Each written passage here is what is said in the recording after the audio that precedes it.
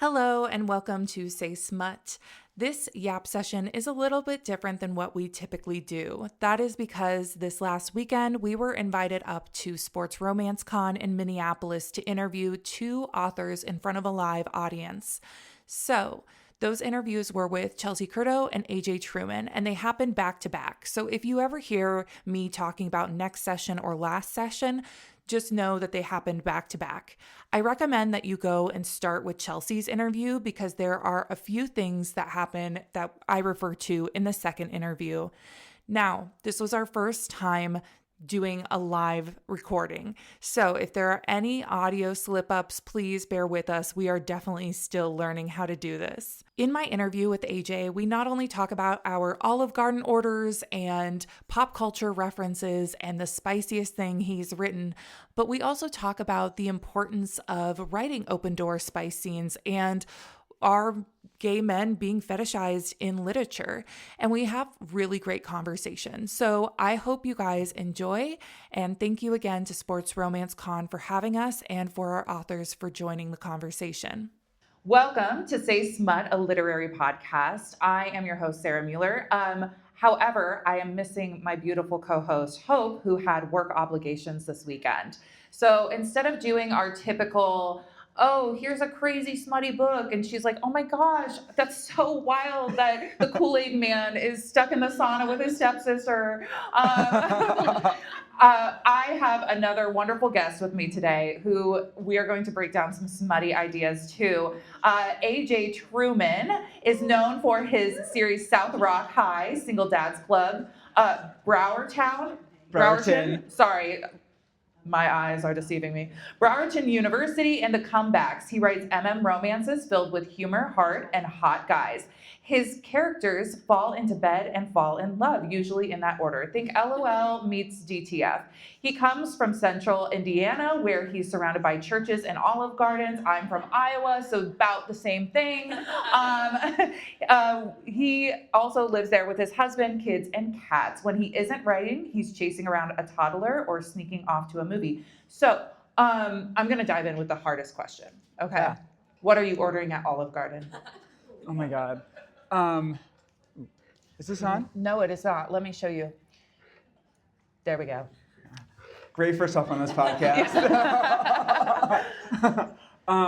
I'm getting the salad, the breadsticks, the best. Okay. And then it's going classic lasagna. Okay. Yeah. Okay. Like don't try to get too fancy as Olive Garden. Like keep it simple. Stick with the staples. Yes. Okay. Mom and I, when post-divorce, post parents' divorce, she would take me up to therapy, and as a consolation prize, I got to go to Olive Garden after. And every single time we ordered the fettuccine Alfredo, the chicken fettuccine Alfredo, and split it.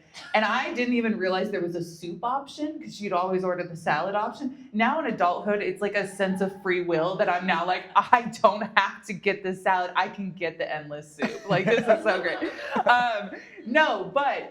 I want to jump in with your story because I think we were just talking in the last session about how hard it is to stand out in a very concentrated field of hockey romances and football romances, and everybody's a Taylor Swift fanfic now, but how did you get into writing? Because yours are, retired athletes. It's football coaches with, the drama. Am I thinking that right? That yes. order, right? With the drama teacher. It is so kind of a unique angle to the sports romance that we know. So how did you get into writing these?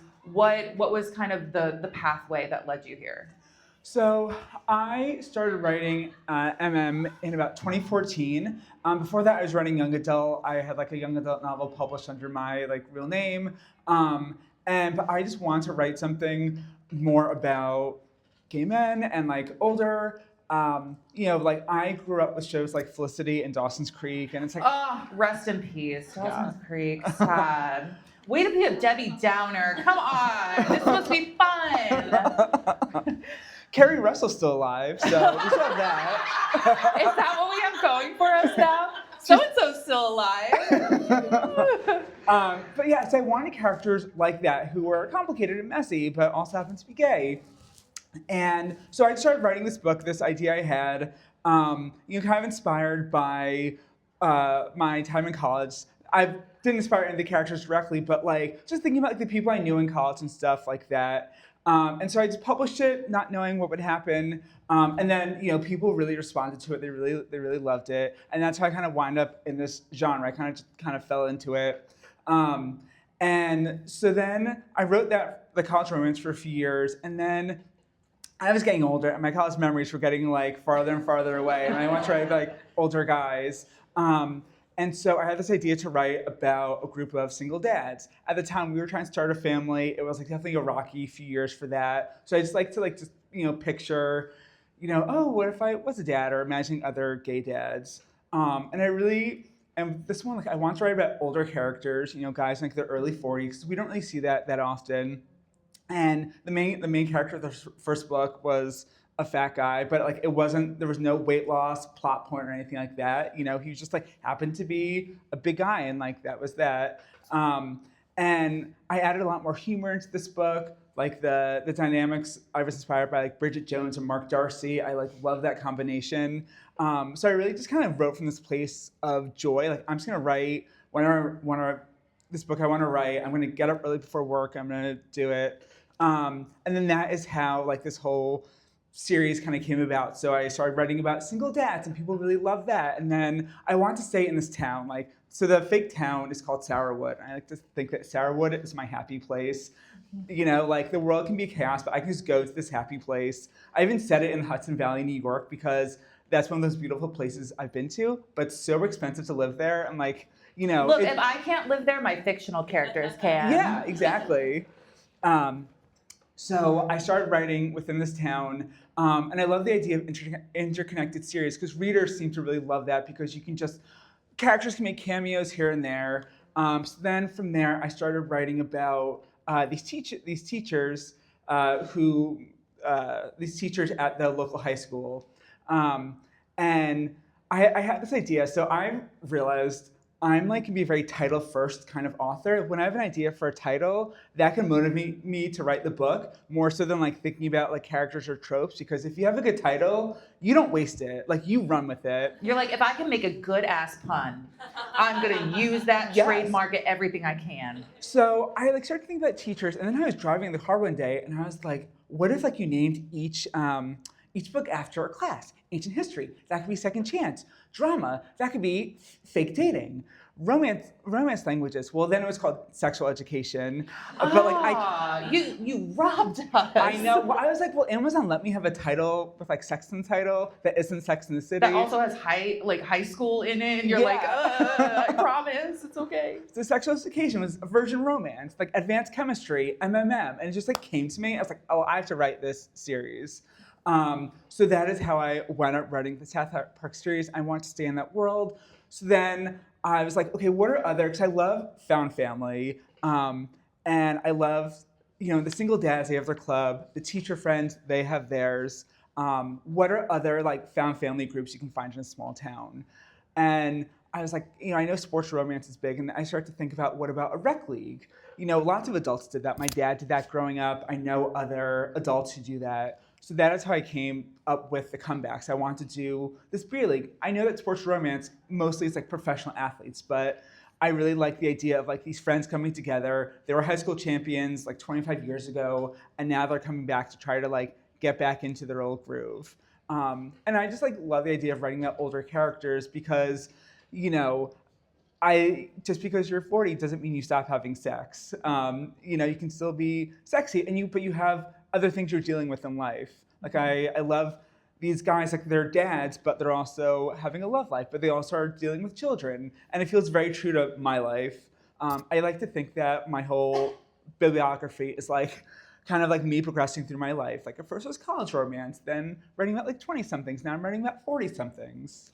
Yeah, and I think this was something, again, repeat to last session, is, as somebody who's approaching 30, it's alarming how much that I don't relate to the 21-year-olds anymore, even though I feel 21, and I'm like, can I still be on my parents' insurance? But I'm sitting here okay, the things I'm dealing with now, and the financial and the work stuff, the my family stuff, showing up as the only single childless person to, the Thanksgiving that year. It's like, it's so different. The conversations I have with other women and the other men who are my age who are also single, it's just so different. So the problems I'm facing are not, are we going to play beer pong? It's, and to the point of what you're saying, we talked earlier too about if, not saying that 20-year-olds don't know about sex and don't know what they're doing to a degree, but like also yourself better at that age, and the sex is a little more realistic, I feel like, later on in life, like especially when you're depicting those characters.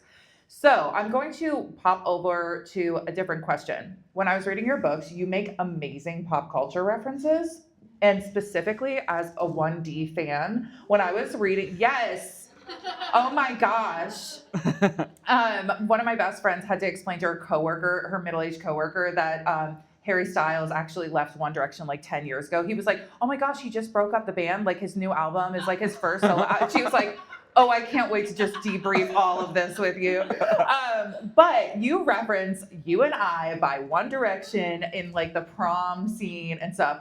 So, okay. Tell me what kind of like music you're listening. How are you pulling these references? Obviously, you're talking about like Bridget Jones. You're talking about Dawson's Creek. But like, where do some of these pop culture references kind of fold into your writing? So the thing is, my brain is broken. I think we can all say that after COVID. Yeah.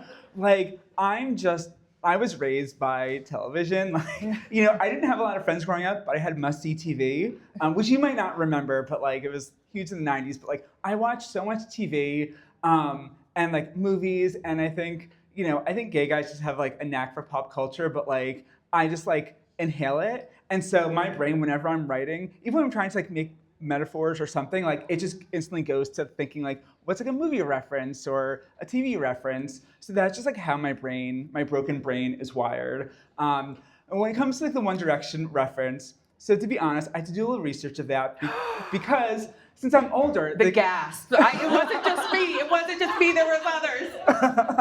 Because I'm in my early 40s, and so the characters in ancient history, they're 10 years younger than me. So I had to think, okay, if you were graduating high school, but when I wrote this, you'd be graduating in 2012. What were some of the things going on? So like the Avengers. You can just call me next time. I'll tell you everything I was doing. Skinny jeans. No, I'm kidding. So that's how I was thinking about, okay, looking up, One Direction. I think like maybe I looked up Adele as well, although of course I know Adele. I remember that album. Very gay friendly, yes. Yes. Mm-hmm. But I just I love including pop culture references because that is me. And when I was writing The Falcon and the Foe, in one of the first pages, when the main character is talking about Russ, the guy he doesn't like, or his enemy, he's like, in the words of our Lord and Savior, Britney Spears, he can step on Legos, because that's something she actually said about someone. So and I've had people say, I love that line. I'm like, at that point, if you love that line, then you're in with me. If you don't like it, then I'm probably not the author for you. Yeah. So, it's just how my brain operates, where I just I'm always thinking about pop culture references. One of my talents when I was in 5th grade, to impress my friends at a sleepover, who are all straight guys, I told them that I can recite the movie Clueless front to end. Yes. You know what? At my sleepover, that absolutely would have flown. I'm not sure if you were received with crickets there, but absolutely at my sleepover.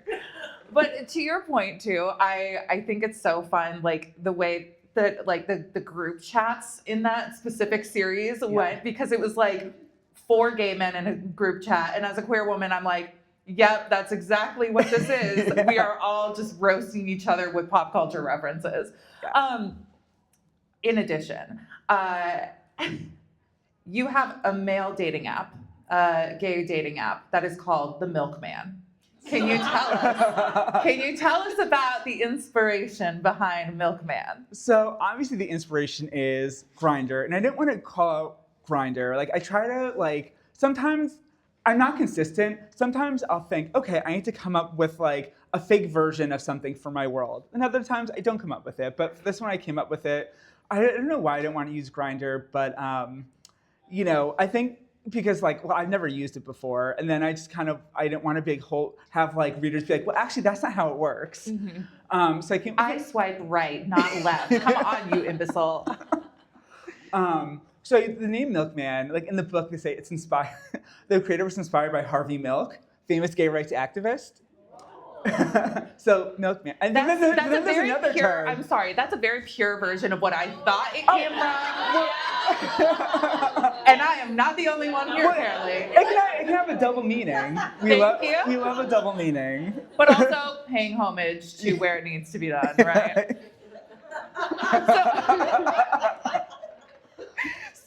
So okay, I want to know also, like, because you said some of this is modeled after your own life, and like, how does your husband or your friends, or like, how do those parts of your life also integrate into your writing? Like, do you run some of these things by them and are like, hey, would you find this funny? Because that would be me. I'd be like, am I funny? Like, please tell me. So the main things are like thinking about like scenes with kids. You know, like I think that can be inspired by me, things I go through with my own kids, or when I talk to other parent friends. You know, and like I've had like nieces and nephews, and like pulling from those experiences. For instance, in Gross Misconduct, the main character Griffin, he has two small daughters, 9 and 7, and they have an imaginary friend who's a chain-smoking reindeer, I believe. My niece and nephew had an invisible friend who was a chain-smoking reindeer. Like, how does chain-smoking get in there? It's I don't know. That's the thing. Like, you know, she's got a raspy voice too. Like kids are the things kids say are just like wild. I don't even know what makes them think of it. So just like thinking about that, and then like, you know, friend dynamics as well. Like with my friends, you know, I love to be sarcastic. Sarcasm is how we show love. So I think about that with the friend groups in these books. You know, like I never want to go something too like touchy-feely or anything. And even in my immediate family, like we were never that kind of people. We were just always like kind of like roasting each other or like telling jokes. I'm just like not like. Growing up, I used to watch the show Full House, another pop culture reference. Who's still alive? Wait, like, who do we got still alive? Bob Saget is dead. Dave Coulier, so I think Dave Coulier has like tongue cancer or something. Okay. But like on that show at the end, when I was having like the special moment, like the music would play as Danny Tanner gives his lesson, and I would just like have this like visceral reaction as like an 8-year-old watching this, like, oh, just like, what are you doing? Just go back to the jokes. Yeah. Come on, suppress those feelings. Yes. We don't need that. But you also have open door spice. And again, we talked about this in the last session, so we're all going to wipe our brains clean and act like I never asked it before. But the idea of having open door versus closed door and having respect for both of them, especially as smut authors and readers, like what's the value of having open door in your books? Well, I think it shows that, you know, gay men are allowed to be sexual. I feel like for a lot of guys, you know, we're allowed to, you know, joke only so far, or in a lot of portrayals of gay men in the media, you know, we might be like the best friend or whatever, and we're not allowed to be sexual. It's like people don't want to see that. Like if I grew up with the show Will and Grace, and on that show, Grace had lots of sex and lots of boyfriends, and Will did not. He had like very little. And so like I think a part about part of what we talk about with you know, like having more queer stories nowadays and like more like 3-dimensional characters is showing that, you know, gay men, in addition to wanting love, we can be sexual beings. You know, we're allowed to have sex or talk about it like, you know, like straight guys can. And so I wanted to show that. And I know, and when I was first getting into romance, I was reading the other books, like it was all from what I was reading Open Door. And so I just kind of went with it. And, you know, people, you know, seem to love it. And, you know, I always try in my books to have like an emotional component of it, where it's not just sex. It's like, you know, is it breaking conflict? Is it two people who are finally like breaking conflict? Or are they going deeper where it's like, oh, this is not just sex, I'm feeling more. So I always try to include it in the story so it's not just gratuitous.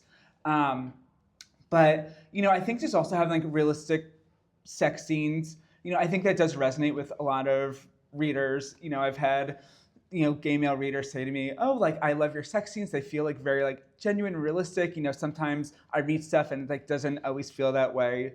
So, being able to portray that for them, I think is very, very helpful. I think just showing, adults are, they have sex, and I think it just shows like the gamut of gay experience. And additionally, I think sex was always kind of taboo because it would just think about like AIDS or STDs or things like that. And I think showing two gay men having sex and being a positive experience, I think is just as important. Well, and okay, to your point about reality, in our podcast, if you listen, we constantly talk about how realistic sex is, right? I want to see scenes where people are breaking the extreme tension because somebody makes a really funny joke or like something awkward a little bit happens, right? Because that's realistic. Like that is reality. One of my favorite scenes that you have written is two men who both love Facebook Marketplace, and one of them is getting it on with the other one on top of like a dresser, I believe it was. And he's like, I really like this dresser. And he's like, yeah, I got it from Facebook Marketplace, like in the middle of having sex. And it's like, that's iconic. No, that's like, I'm sorry, but even in the heat of moments, like your brain does go to other places and it's like, this is a nice, sturdy dresser. You did not get this from IKEA. But to the other points you've made, we're seeing a lot of, especially female authors, write gay romances, and even ones with the best intentions, might not be writing it the most authentic way. And then there's conversations online about, are we fetishizing, the gay experience specifically for men through these books? And so what's kind of your take on this? Because that can be a really, really hard line for people to walk. And so how do you move forward with that? Well, I definitely think it's important to have diverse voices and, having own voices in romance. I fear that the conversation has gotten so extreme where it's like, that's the only thing that matters to people. And it's like, who's writing it? But I think the big question is the book good? Is the book resonating with someone? Is it a well-written book? Because I've read romance by female authors, that's phenomenal. I've read romance from them, that's pretty bad.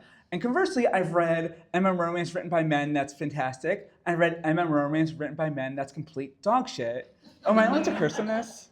Yeah. Okay. I don't know what you guys think you're signing up for. Clearly, you guys are not here for me because you would have listened to our podcast and know that we curse left and right. I did say to my very lovely mother, you cannot hold anything against me that I say on this stage. She's not a listener, but that's fine.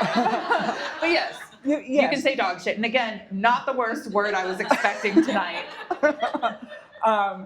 So, is it a good book? Is it resonating with someone? And when I started writing here in 2014, the majority audience, readership, and the writers were women. And I remember hearing from like female readers saying, I didn't know that much about, queer people, and reading these books to help me help me understand them a little bit more and made me a little more open to them.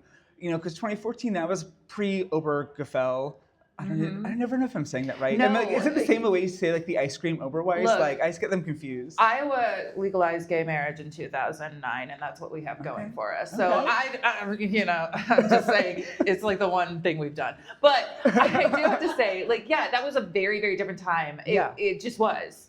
And so, what was I saying? Yeah. So, I for me, again, it's the book good. Like one of my favorite authors is Serena Bowen, who is, as far as we know, cis straight woman. She's probably having heterosexual sex in an apple orchard in Vermont as we speak. The ideal life. We can all have it. And I love her books, and so I worry that if there's this obsession with who's writing, if that's the only thing people care about, then soon you might have people who lie about their identity in order to to have a place, and we don't want that.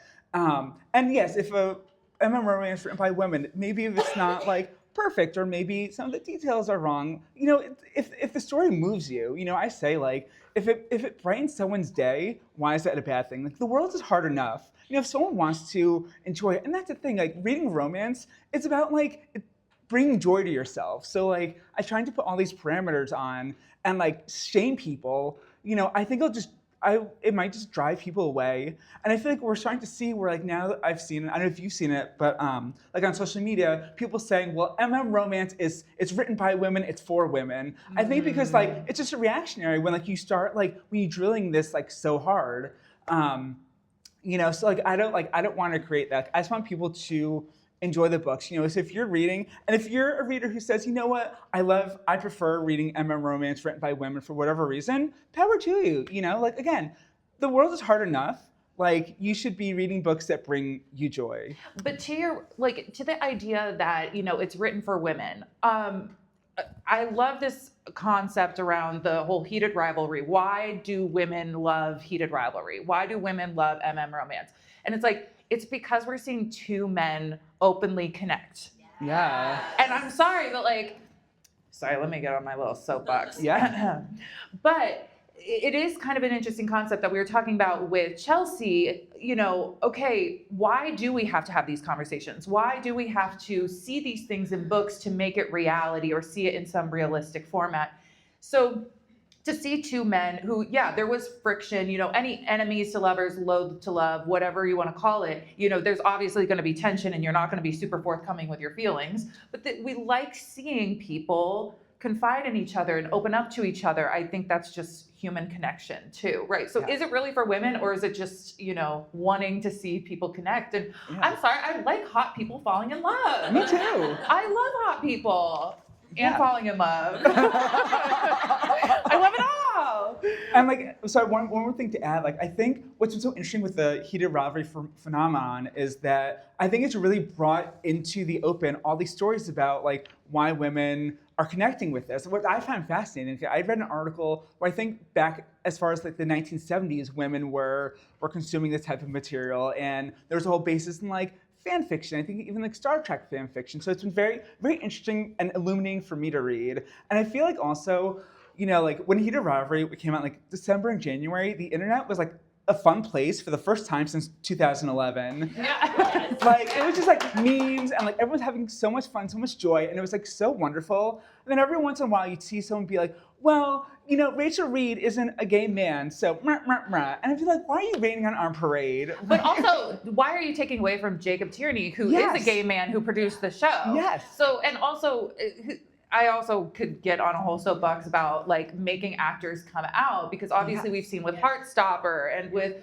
all these other queer related shows, it's you're forcing these actors to come out of the closet in order to say, yes, I can play a gay person, or no, I can't, So, and also, isn't that what we're all for, is acceptance? Sorry. Yeah. Anyway, so can I just say one more thing? Sorry. This is a yap session. We can talk about anything we want to. I'm putting a soapbox in your soapbox. Because also one of the criticisms, or people are with women fetishizing gay men or writing stereotypes of them, but men have been writing stereotypes of women for centuries. Think about stereotypes the shrew. Give her a lobotomy, she's crazy. Yeah, the shrew, the harlot, the manic pixie dream girl. These are all conventions of women written by men. Or in literary fiction, half of the books are about some schlubby professor who has a 20-year-old TA who wants to fuck him. I don't mind. Finally, the first F word! The first F word! It took us an hour and a half to get there, but we got there. Sorry, this is one of the few weekends when I'm not around toddlers. You're let it all go. I know, so it's men have been doing it for centuries, so whatever. It's when my dad, my mid-60s dad, went to see Barbie with me, and he did not think it was going to be funny until there's the, Space Odyssey reference at the very beginning, and he barks out laughing. He's the only one laughing. And he goes, you know what? Yeah, it did put down men a lot, but it was a sliver. It's not even a drop in the bucket compared to what women have had in media over all these years.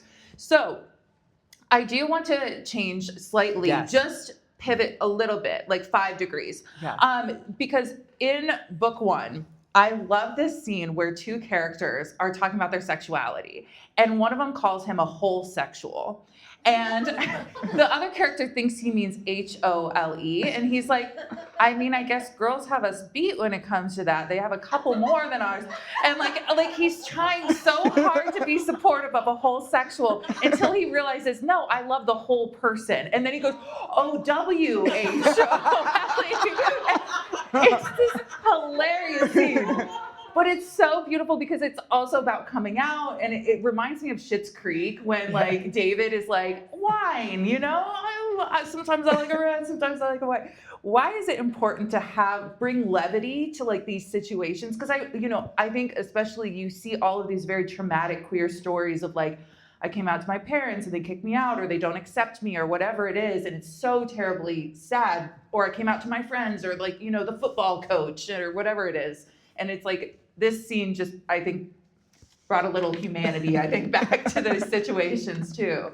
I mean, I love to laugh. I love comedy. I feel like, especially nowadays, I feel like humor is just something that's getting like lost. Like, everything just feels so serious. I think one of the ways that humans distinguish ourselves from any other animal is that we do have the power to laugh. And I think humor is just so important because humor lets us see, it helps us like process really painful things. Like if you can make a joke about it.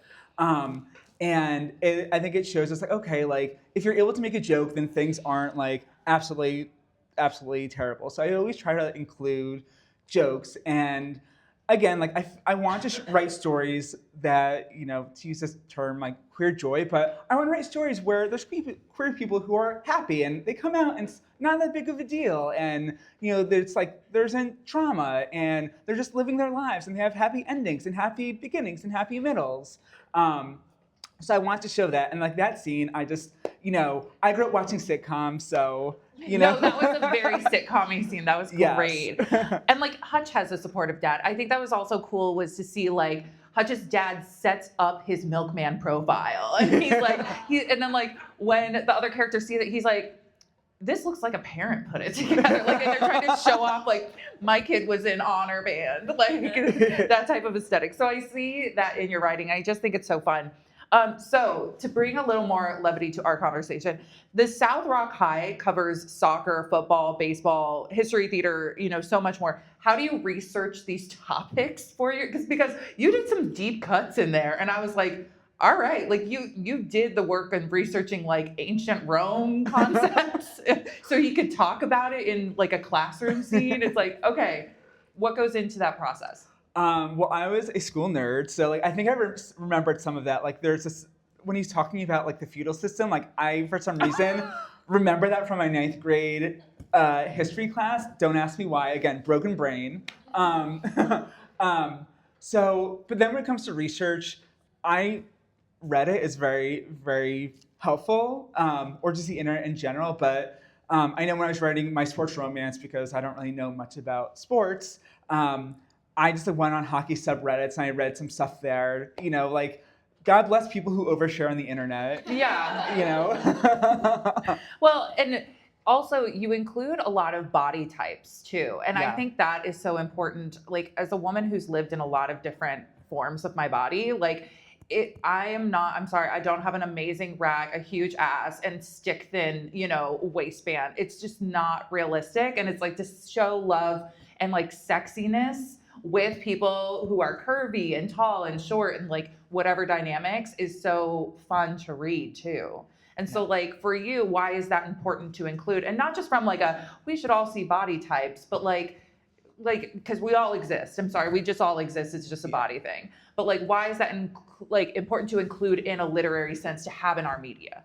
So I think because like so many stories about like fat people are about losing weight, like that's the plot line, or it's like them hating their body. And I feel like, I've been fat for most of my whole life. My weight has gone up and down, up and down.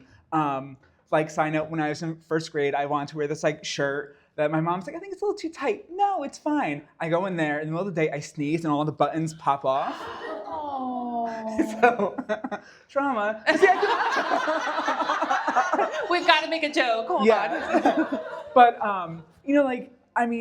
as like a fat person, like you're not thinking about your weight all the time. You're not thinking about like, oh, like I can never have sex because I'm too fat. Like you're living your life. You have no, and I want to show that, like, you know, you're not thinking about, that's not what you think about like all the time. You're thinking about living your life. You're thinking about like, I'm horny for people. I want to have sex. I will have sex.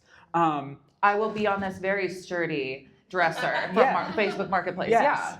So I think that's important to show, you know, because there is like an MM romance like about an overweight character or an overweight person that's very popular and people love it and it's a wonderful book, but the plot line is about him going to see a trainer and losing weight. And I want to show like, no, there are fat people who want to find love, who are sexy. There are people who find them sexy. And there's, you know, and it isn't like in the sex scenes, it is Cal, who is the fat character in The Falcon and the Foe.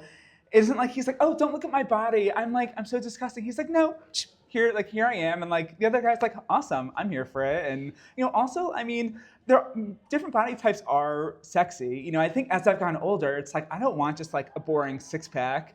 No offense to six-packs, but like, you know, guys who have like interesting features, you know. I remember talking, oh, sorry. No, don't say sorry. We're just two besties yapping. Yeah. But like we all listen to cuffing season. Like we need, like, I'm sorry. There's a reason why women are like, I like bald men. I like scrawny men. I like muscular men. I like hot men. And for some reason men are like, I can't tell you what I like. And it's like, but specifically to have male characters who are, again, I think it's that connection element that it's like male characters being interested in other male characters who could run any, because one of your characters is like the drama teacher and he's like pasty white, like scrawny boy. And he's like my hot, like football coach boyfriend who's like Adonis, you know, like how are you going to compare us? And it's like, well, no, you equally are into each other, right? So, okay.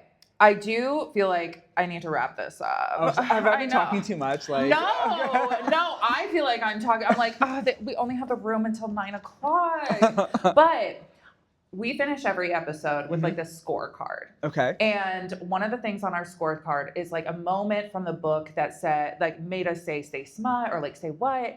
And obviously I kind of revealed mine, which was the Facebook Marketplace thing, which is like my favorite thing on earth. What have you written that kind of made you go, oh my gosh, I can't believe I wrote that. Like, that was kind of wild. So in my book, Romance Languages, which is book 3 in the South Rock High series, one of the characters says, he ate my ass like a Costco sheet cake.